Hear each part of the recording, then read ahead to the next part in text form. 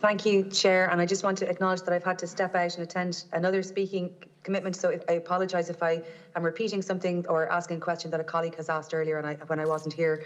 But I just want to go back to earlier questions, in particular to what Senator Ward has said and what the chairperson has said. It is perfectly obvious that it's easier to bet on your phone. It's easier to book a flight on your phone. It's easier to buy your groceries. It's easier to buy a pair of shoes because it's there all the time, whatever it happens to be. So it is much easier.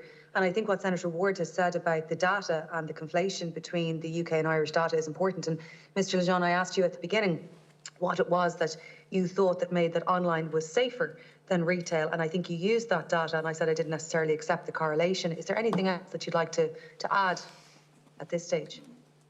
Only, and this is something, I don't know if you heard my conversation with Senator Ward. I did. You did, okay.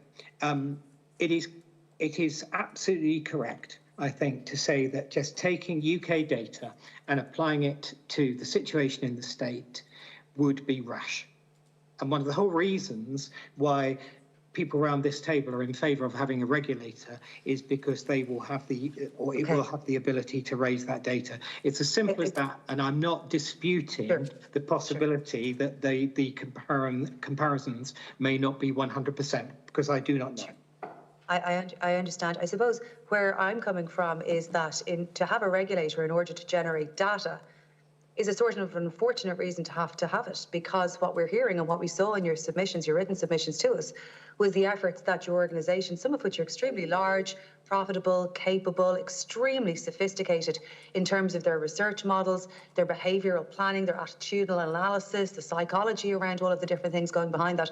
It is sort of curious that the industry would need to depend on the establishment of a regulator to generate data in that respect. So it's an observation, if you will. I accept your point, accept the observation, but we are not arguing in favour of a regulator simply to be a data collector. We're in favour of a regulator because we like working in regulated markets that look after customers. That's much more important than data collection, Deputy, I would honestly say. I understand the point that you're making, and I suppose the one that I'm making about it is about having the committee coming to this from a protection perspective and having regard to the statements that you guys that you have made and trying to probe some of that, the work that has been done to date. I think, Mr. Grant, you said earlier that, and I know that you've heard, I heard you acknowledge to Senator Ward there about the difficulty with the 7,000, and I acknowledge that you're going to come back to the committee perhaps with a greater breakdown, particularly in respect to the Irish market. Did you also say that there was 183 people working across your organisation in this field, essentially to identify and try to support and intervene? Am I correct in that figure from earlier?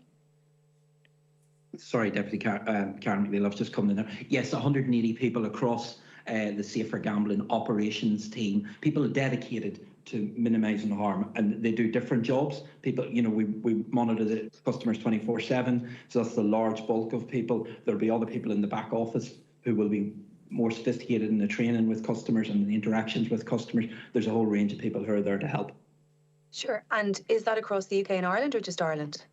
That's across the UK and Ireland. Ireland alone we've got 85 dedicated here in Clonskeagh. And what proportion of that, if you don't mind my asking, of your workforce is that? In the UK and Ireland, it is it's about 6-7% of our workforce. Across the UK and Ireland? Across the UK and Ireland, yes. Okay. Thank you. To our final speaker of the day, you are finished, Deputy Jennifer. You're finished. Yeah, I mean, I suppose, Chair, the point I was making was, the scale of sophistication of the online betting model is really something from a mathematical perspective. It is quite extraordinary, and what I'm trying to identify is acknowledging that there are difficulties with gambling that we see across our constituency. I'm trying to understand the scale of effort that's placed on monitoring and managing that, and I suppose the relative weight given by the organisations to that, them having highlighted it in their own submissions to us. Okay, thank you very much.